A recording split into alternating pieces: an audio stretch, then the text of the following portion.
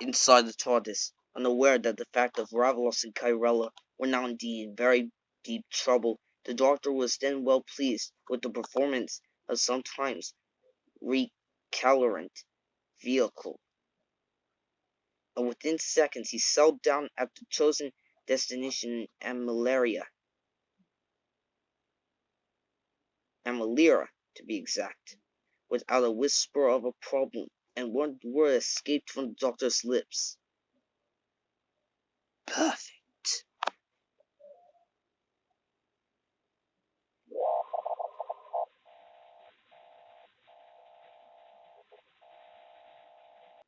He leant forward and switched on the viewing screen, and then he sprang it to life. He gave a hump of surprise at what was in view, and nothing but a swirling mist that is. Strange. He checked the control panel, mumbling to himself as he did so, all perhaps to be in order. Correct settings, correct coordinates. But he went on to flicking the viewing screen through a range of color changes, and then a range of colors as he saw was an infrared, an orange, yellow, green, and finally back to standard. And still there was only a mist to be seen. Nothing. And then he glanced at the dial. Well, the atmosphere is normal enough. Better pop out and take a look.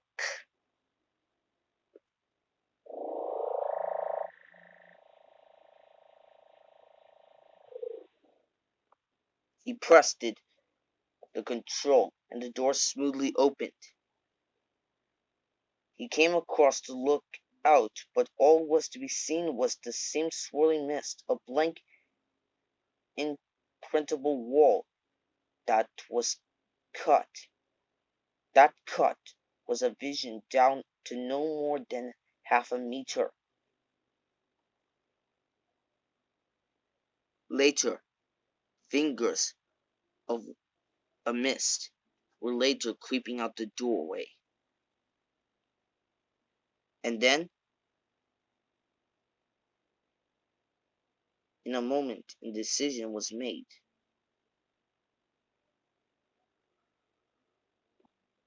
Well, let me see.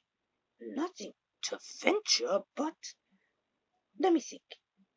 He closed the doors behind him and moved forward at a few paces immediately. The TARDIS then engulfed in a grey and disappeared from his view. Nothing to gain. He stepped through the doorway of the TARDIS into the blanket of enshrouding grey. He moved further forward and glanced around. Wherever he looked, he was faced by the same solid wall of all-embracing greyness. He thought he heard something, and listening in his head, cocked to one side as if to catch the slightest sound. As the Doctor then finds are these thin glass barrels with cones, and they were almost resting against the Doctor before he could confirm that the glass barrels were indeed guns. The guns were held by humanoid individuals dressed in white boiler suits, their faces obscured by glass dome helmets that were allowed with no view of the interior. When all the position was around the Doctor, each gun an inch fraction away from him in a perfect circle, they stopped. The long silence then held was finally broken by the Doctor himself, speaking at his cheeriest. How nice of you all to come and greet me like this. The grey of the Amalarion mist was unbroken blanket. Suddenly, through the mist, a figure appeared.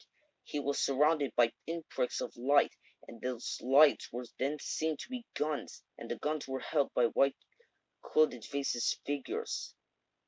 And then, having reached a certain point, the figures indicated the doctor should stop. No words had been exchanged. He simply knew he wanted him to stop. So he stopped.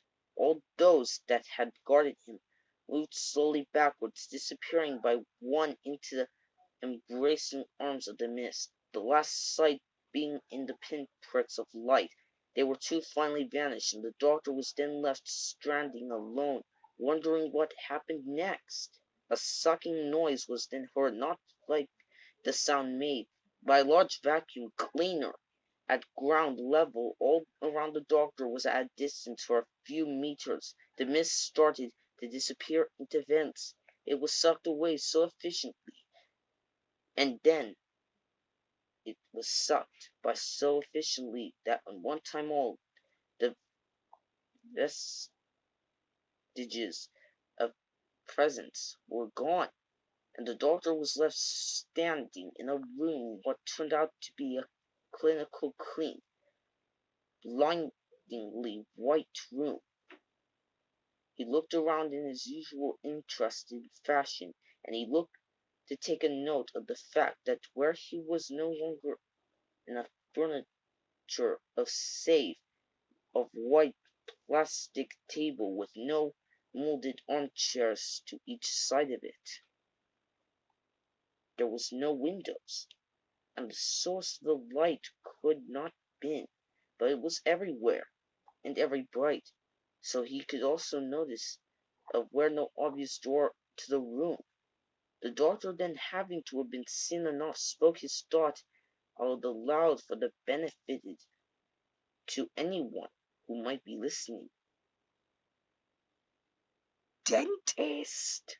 Waiting room, perhaps? You may be inserted intruder. The doctor looked around to see if he could pinpoint where the voice was emanating from, but failed to do so. I'll stand if it's all the same to you. You will sit, or else you will be evaporated.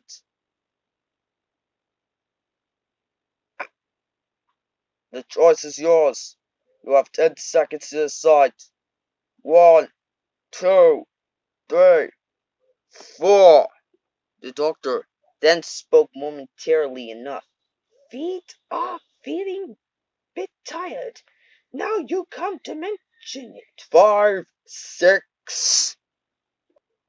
The doctor then spoke nonchalantly enough, and then he then strolling to a white table at the room's center, probably as well if I gave them a bit of a rest. 7, 8, 9. At which the point that the doctor reached the table and sat on one of the chairs. Quite uncomfortable, as it perhaps? The voice stopped counting as the doctor sat. There was a short pause as the barrel smoothly withdrew. The wall was matte white and flat once more. The doctor was just feeling the smoothness of the chair's arms when two hoops of strong white flexible material flicked around under the arms of the pinion of his wrists tightly. As he then struggles to get free, his legs became level with the front of the chair, and two further bands snaked from here and wrapped themselves around his ankles. The doctor then saw a figure in front of him and said the only thing that seemed to fit the occasion. Well, good evening. How nice of you to drop in.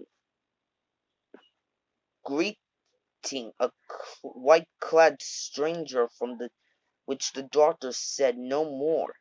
From the doorway, he simply waited to see what would develop next. The figure then crossed to sit in the chair opposite of him. A long pause ensued, of which he finally broken by the doctor. Weather a bit inclement of this time of year? Each cable had a miniature cuff on the end. The doctor chatted cheerily.